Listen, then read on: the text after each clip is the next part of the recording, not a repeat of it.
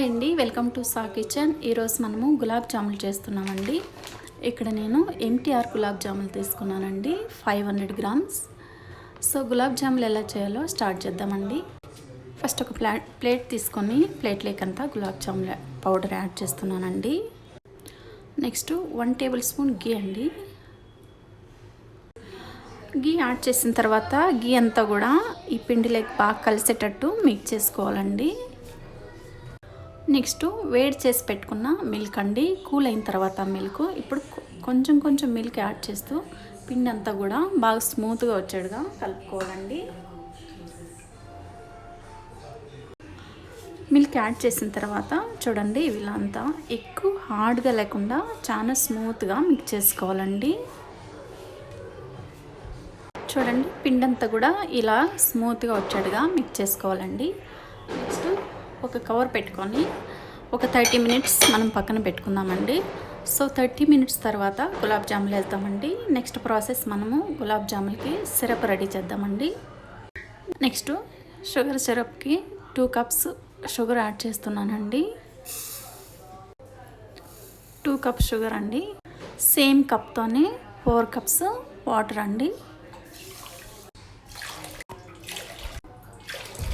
Next stove on చేసుకొని boil చేసుకుందామండి sugar syrup అంతా.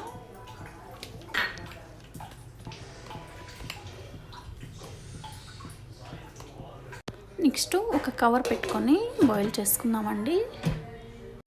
నెక్స్ట్ 30 మినిట్స్ తర్వాత ఈ పిండి అంతా కూడా కొంచెం తీసుకొని చూడండి, ఇలా రౌండ్ షేప్లో వచ్చేట్టుగా ఎక్కువ ఫ్రై చేయకుండా లైట్గా చేసుకోవాలండి. చూడండి, ఉండలన్నీ కూడా ఇలా చుట్టుకోవాలండి, స్క్రాచెస్ లేకోకుండా ఇలా. సో ఆల్మోస్ట్ మనకు షరప్ కూడా రెడీ అయింది. నెక్స్ట్ కొంచెం జాఫరాన్ యాడ్ చేస్తున్నానండి. 1/2 టేబుల్ స్పూన్ ఇలాచి పౌడర్ అండి. చూడండి, ఆల్మోస్ట్ మనకు రెడీ అయిందండి. మరీ ఎక్కువ స్టిక్కీగా ఉంటే కూడా బాగుండదండి. చూడండి, నెక్స్ట్ సిరప్ పక్కన పెట్టుకొని నెక్స్ట్ మనము గులాబ్ జాములు ఫ్రై చేద్దామండి. చూడండి, ఉండలన్నీ కూడా ఇలా చుట్టుకోవాలండి. సో ఇలా చుట్టుకున్న తర్వాత నెక్స్ట్ ఫ్రై చేసుకుందామండి. నెక్స్ట్ ఒక ప్యాన్ పెట్టుకొని ప్యాన్ హీట్ అయిన తర్వాత నెక్స్ట్ 1 by 1 ఫ్రై చేసుకుందామండి. 1 by 1 టర్న్ చేసుకుంటూ ఫ్రై చేసుకోవాలండి.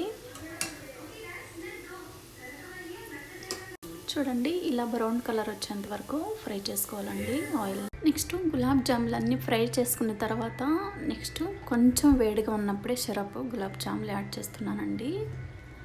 నెక్స్ట్ సిరప్ కొంచెం వేడిగా ఉన్నప్పుడే ఎందుకు యాడ్ చేశానంటే, వేడిగా ఉంటే సిరప్ గులాబ్ జాములు అనేటివి బాగా అబ్జర్వ్ చేసుకుంటాయి అన్నమాట, సిరప్ అంతా కూడా. సో అందుకని చెప్పానండి, నేను కొంచెం వేడిగా ఉన్నప్పుడే యాడ్ చేశాను.